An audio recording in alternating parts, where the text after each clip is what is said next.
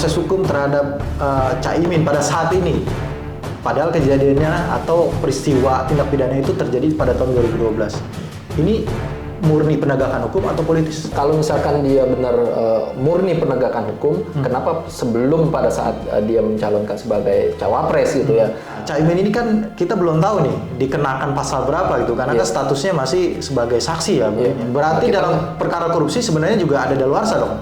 Iya, betul. Ada dalam perkara yang ditangani oleh Hakim almarhum Artijo Kausar itu, dia mengecualikan perkara korupsi itu terkait dengan daluarsanya. Jangan sampai masyarakat menganggap ini sebagai Upaya untuk menjegal. betul. Iya.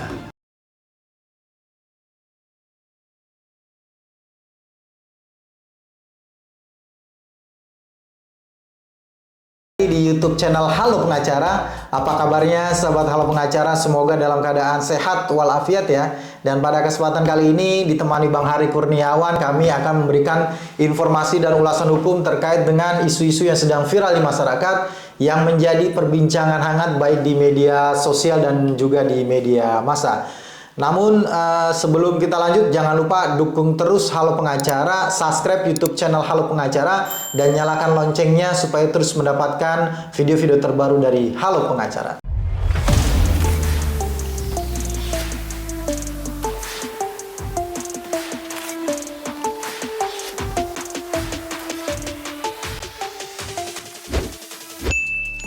Bang Hari, Siapa, Bang? pada kesempatan kali ini kita mau bahas terkait dengan Caimin. Siapa? Satu sisi Caimin sudah dideklarasikan menjadi calon wakil presidennya Pak Anies Baswedan gitu ya. Satu sisi nih ya. Tapi di sisi lain ternyata ada kasus di Kementerian Tenaga Kerja pada tahun 2012 kalau tidak salah ya, yang diusut oleh KPK, ternyata dibuka lagi. Caimin dipanggil untuk memberikan keterangan di KPK terkait dengan kasus korupsi di Kementerian Tenaga Kerja pada tahun 2012. Yo.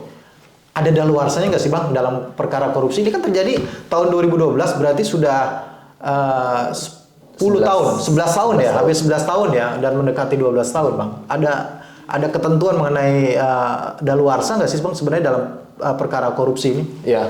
Secara materi di Undang-Undang Tindak Pidana Korupsi itu tidak diatur secara jelas terkait dengan masa daluarsa gitu ya, suatu tindak pidana korupsi. Tapi karena ini bentuknya tindak pidana, maka dia kembali kepada Kitab Undang-Undang Hukum Pidana. Ketentuan umumnya gitu ya? Iya, di ketentuan umum. Nah, kalau di ketentuan umum di Kitab Undang-Undang Hukum Pidana itu memang secara jelas diatur gitu Bang, di pasal 78 ayat 1 KUHP. Ya, intinya saya bacakan aja Bang ya biar jelas gitu ya. Pasal 78 ayat 1 KUHP menyebutkan bahwa kewenangan menuntut pidana hapus karena daluarsa. Yang pertama, mengenai semua pelanggaran dan kejahatan yang dilakukan dengan percetakan sesudah 1 tahun. Jadi kalau yang pelanggaran kejahatan terkait dengan percetakan itu 1 tahun masa daluarsanya. Kemudian yang kedua, mengenai kejahatan yang diancam dengan pidana denda, pidana kurungan atau pidana penjara paling lama 3 tahun sesudah 6 tahun. Jadi pada saat dia melakukan tindak pidana 6 tahun dia sudah tidak bisa dituntut. Kalau misalkan tindak pidananya itu paling lama dengan ancaman 3 tahun. Terus yang ketiga, mengenai kejahatan yang diancam dengan pidana penjara lebih dari 3 tahun. Itu masanya itu 12 tahun. Jadi kalau misalkan tindak pidana dengan ancaman di atas 3 tahun, itu masa daluarsanya itu 12 tahun, Pak. Kemudian yang keempat, mengenai kejahatan yang diancam dengan pidana mati atau pidana penjara seumur hidup sesudah 18 tahun. Oh, gitu. Berarti ada beberapa kriteria ya, betul, kategori ya Bang ya. Nah, Caimin ini kan kita belum tahu nih dikenakan pasal berapa gitu karena kan statusnya masih sebagai saksi ya mungkin ya, dan belum tahu pasal apa yang akan digunakan. Tapi kalau kita mengacu kepada beberapa pasal di Undang-Undang Tindak Pidana Korupsi itu kan ada variasi, ada beberapa ketentuan, ada yang diancamnya paling sedikit 1 tahun, ada yang paling sedikit 3 tahun gitu ya, ada yang ancaman bahkan ancaman hukuman seumur hidup gitu ya, dan hukuman mati begitu ya. Nah, berarti daluarsanya mengacu sini dong? Mengacunya ke sini, Bang. Berarti dalam perkara korupsi sebenarnya juga ada daluarsa dong? Iya, betul. Ada daluarsa. Nah, dalam praktek saya kalau tidak salah pernah menemukan ada beberapa hakim di Mahkamah Agung itu mengecualikan mengenyampingkan ketentuan mengenai daluarsa dalam tindak pidana korupsi, Bang. Karena memang tidak diatur secara spesifik di dalam undang-undang tindak pidana korupsi. Tapi karena ini suatu kejahatan, maka berlakulah ketentuan yang umum mengacu kepada kitab undang-undang hukum. Ya, walaupun dalam praktek saya katakan tadi dalam praktek itu ada beberapa hakim yang menerapkan berbeda. Ya. Saya katakan pernah saya baca, saya mengutip dalam hukumonline.com itu ada artikel yang mengatakan bahwa dalam perkara yang ditangani oleh hakim almarhum Artijo Kausar itu dia mengecualikan perkara korupsi itu terkait dengan daluarsanya karena dianggap bahwa perkara korupsi adalah kejahatan luar biasa, ya mengacu pada deklarasi tentang atau konvensi tentang korupsi internasional begitu ya. Kemudian bahwa karena ini kejahatan luar biasa, maka daluarsa terhadap perkara korupsi berdasarkan pasal 78 ayat 1 itu dikecualikan. Tapi ada juga di pengadilan Surabaya, pengadilan tipikor Surabaya itu justru karena memasuki daluarsa tuntutannya kemudian ditolak begitu ya karena dianggap sudah masuk ke daluarsa.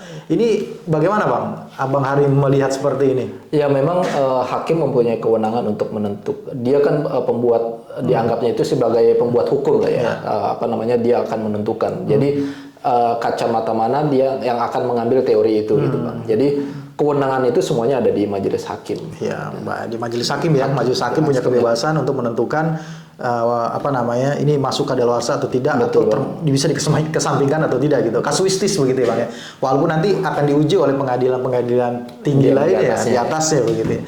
Nah, Bang, untuk menentukan awal mula kadaluarsa itu apakah berdasarkan tindak pidana itu terjadi atau bagaimana, Bang? Iya, ini saya kutip pendapatnya Prof. Muzakir ya. Jadi beliau ini pakar hukum acara pidana ya dari UI Jogja gitu ya.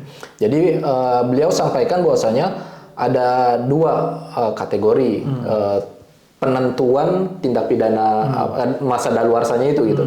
Jadi yang pertama itu adalah kalau misalkan kejahatannya itu berlaku umum, misalkan pembakaran atau pembunuhan, maka pada saat dia melakukan itu pada saat terang gitu ya. Ya, pada saat dia melakukan kejahatan dimulai dengan dari situ masa daluarsanya. Okay. Tapi kalau misalkan kejahatannya itu yang tersembunyi, tidak diketahui atau gelap lah ya, maka penghitungan daluarsanya itu pada saat diketahuinya kejahatan tersebut. Pada saat kejahatan itu terungkap, ya, begitu ya. Oke, jadi ada dua kriteria menurut Prof. Muzakir begitu ya. Dan saya pernah mendengar bahwa Kejaksaan Agung itu sudah menerbitkan instruksi, ya kan, bahwa untuk tindak pidana yang dilakukan oleh capres gitu ya, capres cawapres itu pelaksanaan penuntutannya ditunda, ditunda atau dihapus, Bang? Iya, Bang, setiap tindak pidana itu harus diproses secara hukum, kecuali ada pengecualian tadi, misalkan ada restoratif justice atau masa daluarsanya itu selesai. Yang perlu kita tekankan seperti ini. Jadi apalagi tindak pidana korupsi gitu ya, ini ya wajib untuk diproses gitu, Bang ya. Tapi memang yang tadi Bang Heri sampaikan itu permasalahannya ini kan sekarang Caimin ini kan sudah dideklarasikan sebagai cawapres salah satu pasangan calon gitu ya. Nah, jangan sampai nanti hukum ini dijadikan alat politik praktis itu aja sih Bang, sebetulnya sih Bang. Yeah. Jadi jangan sampai nanti kita mendukung kejaksaan itu benar juga gitu. Kenapa?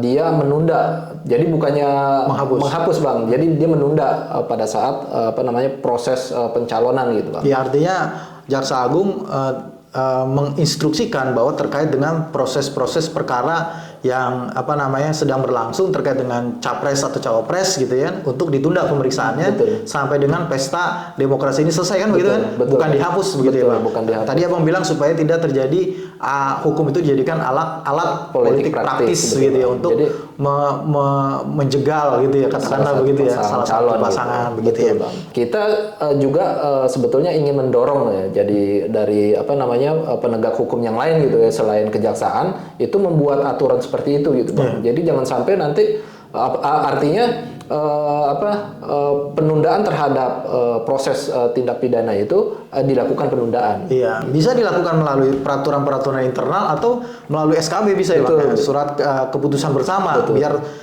terjadi keselarasan begitu ya. Kan pernah kita juga SKB terkait dengan Undang-Undang ITE. Undang-Undang ITE kan juga pernah ada kan. Betul. Gitu ya. Artinya bisa dilakukan biar sama nanti dalam ini. Karena kan Caimin ini sendiri bukan di kejaksaan nih masalahnya, di KPK gitu. Artinya KPK kan belum punya aturan terkait dengan hal itu gitu ya.